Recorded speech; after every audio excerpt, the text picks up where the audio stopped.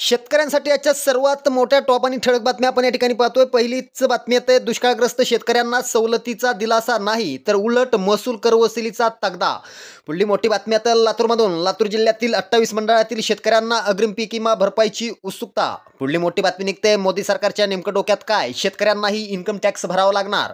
पुढली मोठी बातमी निघते, राज्यात फळबाग योजनेसाठी 40 लाख रुपयांचा निधी मंजूर. पुढली मोठी बातमी निघते, उन्हाळी हंगामात भुईमुग बियाणे मिळणार अनुदानावर, शेतकऱ्यांना मोठा दिलासा. पुढली मोठी बातमी निघते, तुरीची टुणूक उडी तर सोयाबीनची घसरगुंडी, तुरीने गाठला 10,000 रुपयांचा पल्ला.